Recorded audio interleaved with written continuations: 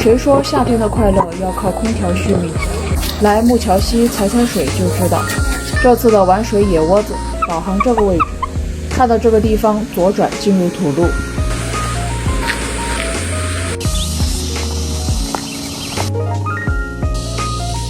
越野车可以直接开下河滩。下午3点以后，阴凉的位置变得更大。